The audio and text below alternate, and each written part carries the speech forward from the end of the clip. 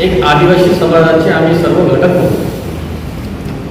आदिवासी कुटुंबाचे कुठेतरी आम्हाला असलेली बांधिलकी होती. विश्वगौरव आणि देशगौरव यशस्वी पंतप्रधान नरेंद्र मोदींनी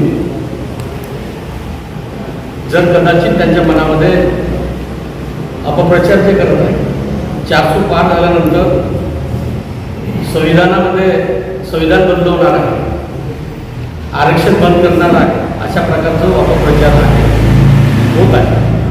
त्याबाबत आदिवासी बांधवांनी, आदिवासी मतदारांनी, आदिवासी कुटुंबांनी सावध राहावं, हाच उद्देश आणि उद्दिष्ट समोर आज पत्रकार परिषदेचं आयोजन करण्यात आलेलं आहे. मित्रो, कदाचित विश्वगौरव, देशगौरव यशस्वी पंतप्रधान नरेंद्र मोदी यांना आदिवासी समाजाप्रती सहानुभूती, प्रेम आणि विश्वास जर कदाचित नसता, तुम्ही बघितलं असेल 2019 ते 2024 या दरम्यानमध्ये स्पष्ट बहुमत आहे. कल्पना आहे 2014 पासून एकूण होतं, परंतु आस्था, सहानुभूती, प्रेम, विश्वास आदिवासी परिसरात विकासापासून तो दूर असल्यामुळे तो मुख्य प्रवाहामध्ये आणण्यासाठी सातत्याने नियमितपणे विश्वगौरव यशस्वी पंतप्रधान नरेंद्र मोदी हे कार्य करतात. एक उदाहरण सांगतो.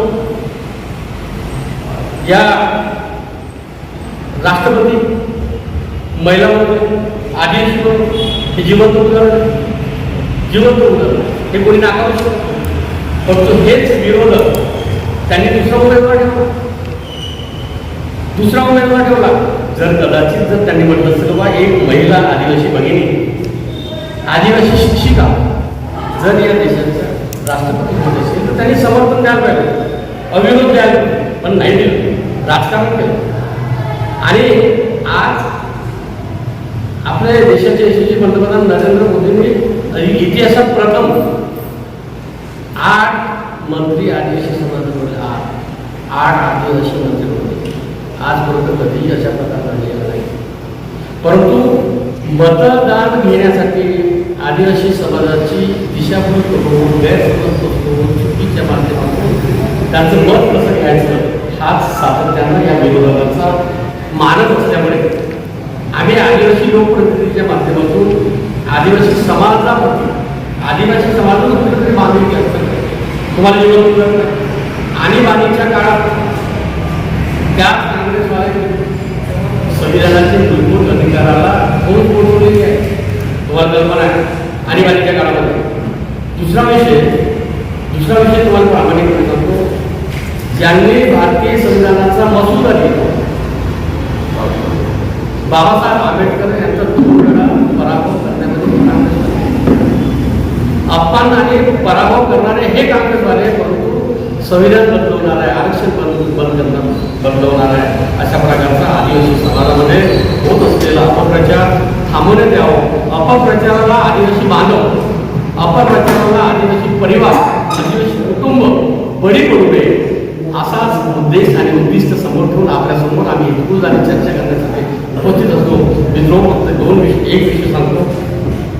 आज गत 7 दिवसापासून, 7 तारखेपासून आमचे हरिश्चंद्रजी आणि मी या पालघर लोकसभा मतदारसंघामध्ये एकूण 23 संघटना, आदिवासीच्या 23 संघटना विविध क्षेत्रामध्ये, मग आता मोकाळा असो, जवान असो, कलासरी असो, या भागामध्ये अतिशय मनापासून काम करणाऱ्या विविध ज्या संघटना आहेत, समाजाप्रती काम करणाऱ्या, समाजावर प्रेम, समाजावर आस्था करणाऱ्या ज्या विविध 23 संघटना आहेत, 23 संघटनांपैकी 13 संघटनेच्या सर्व अध्यक्ष आणि सचिवाला वैयक्तिक भेट घेऊन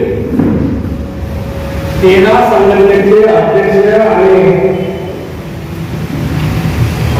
महामंत्र्यांच्या वैयक्तिक भेटी घेऊन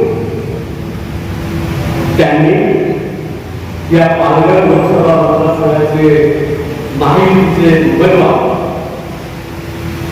डॉक्टर हेमंत विष्णू सौराव यांना जाहीररित्या 13 संघटनेने पाठिंबा दिला आहे. त्या पाठिंब्याचे पत्र आम्ही सोबत आणलेले त्या जाहीर केलेल्या पाठिंबा ते पत्र आपल्याकडे उपलब्ध झालेले आहे. जर वेळ पडला तुम्ही जर आम्हाला अवगत करायची इच्छा असेल ते सुद्धा आम्हाला आलेले आहे. पण इतका मोठा कारण डॉक्टर हेमंत सवरा महायुतीचे उमेदवार जे आहेत त्यांच्याप्रती असलेली सहानुभूती. कारण त्यांच्या वडिलांनी या जिल्ह्यामध्ये तुम्हाला कल्पना असेल, हा जिल्हा निर्मितीपासून या जिल्ह्याची निर्मिती स्वर्गीय वंजारी असेल, स्वर्गीय सौरा असेल, भास्कर दहारे असेल, यांनी सातत्याने नियमितपणे आदिवासी समाजावर मुख्य प्रवाहामध्ये काम केलं. खऱ्या प्रमाणे डॉक्टर हेमंत सवरा